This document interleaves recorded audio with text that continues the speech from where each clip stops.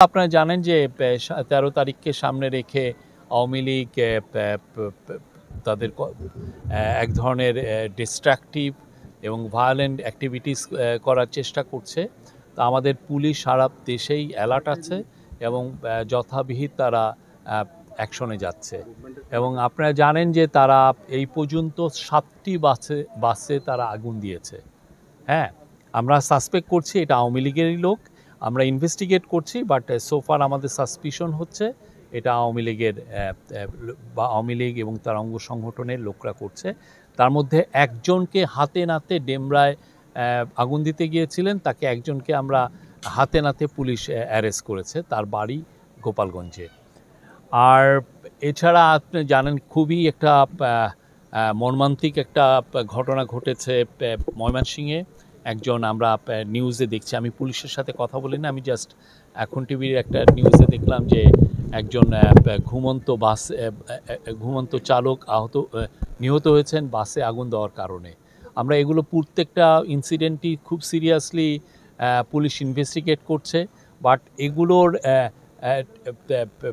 আলামত দেখে বা এগুলোর মোটিভগুলো বিশ্লেষণ করে আমরা স্পষ্ট বুঝতে পারছি যে এটা নিষিদ্ধ ঘোষিত আওয়ামী লীগেরই কাজ। আওয়ামী লীগের আপনি জানেন যে এরা তাদের অ্যাক্টিভিটিস ব্যান করা হয়েছিল আন্ডার দ্য কান্ট্রিজ টেরোরিজম হয়, এবং তারা এই কাজগুলোর মাধ্যমে প্রমাণ করছেন এই যে কেন তাদেরকে সবাই ফ্যাসিস্ট বলে এবং কেন তাদেরকে আসলে এই ব্যান করা হয়েছিল, তাদের অ্যাক্টিভিটিস কেন ব্যান করা হয়েছিল, এরা খুব ভালোভাবে প্রমাণ করছেন। বাংলাদেশের মানুষ আওয়ামী লীগের থেকে বিরুদ্ধে দাঁড়িয়েছিল জুলাই আগস্টে, এবং নতুন বাংলাদেশ তারা তৈরি করছে। এবং এই বাংলাদেশে যে আওয়ামী লীগের কোনো ঠাঁই নাই, যে ভায়োলেন্স যারা করে সেটা আওয়ামী লীগের লোকরাই প্রমাণ করছে তাদের কর্মকাণ্ড দিয়ে।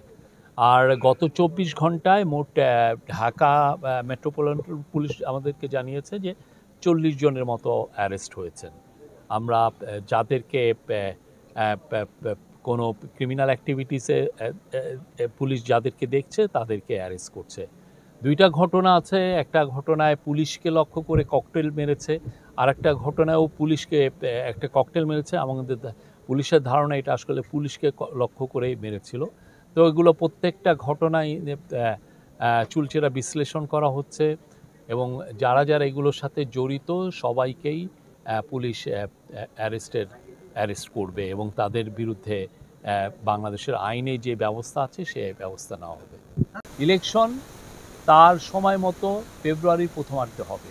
এখানে কোনো শক্তি নাই, কোনো আওয়ামী লীগের এই একটা দুইটা ককটেল নাই বা কোনো দেশি বিদেশি কোনো শক্তি নাই এই ইলেকশনকে তারা বানচাল করতে পারে, কোনোভাবেই সম্ভব না। বাংলাদেশের মানুষ খুবই সুন্দর একটা ইলেকশন দেখবে, যেটা ফ্রি হবে, ফেয়ার হবে, ক্রেডিবল হবে, ইনক্লুসিভ হবে। সমস্ত জনগণ যেখানে জয়েন করে যে ইলেকশনে, সেটা ইনক্লুসিভ হবে এবং খুবই উৎসব মুখর হবে। বাংলাদেশে জানেন, আপনি যদি বিদেশে ইলেকশন যান আপনি টেরই পাবেন না যে বিদেশে একটা ইলেকশন হচ্ছে। আর বাংলাদেশে যখন খুব ভালো ইলেকশন হয়েছে, আমরা কেয়ারটেকার গভর্নমেন্টের কয়েকটা ইলেকশন দেখেছি, ভালো ইলেকশন, সবাই তাদের ছেলে মেয়ে বাবা মা সবাই একসাথে ইলেকশনে যায় ভোট দিতে, এবং খুব উৎসব মুখর একটা পরিবেশ হয়। পুরো একটা গ্রামের সমস্ত লোক একটা ভোটিং বুথের বাইরে বা ভোটিং সেন্টারের বাইরে আড্ডা দেয়, কথাবার্তা বলে এই ইলেকশনের জন্য, মানে কে জিতবে ওরা এক ধরনের আলাপ আলোচনা করে। খুবই উৎসব মুখর ইলেকশন হবে, আমরা আবারও বলছি।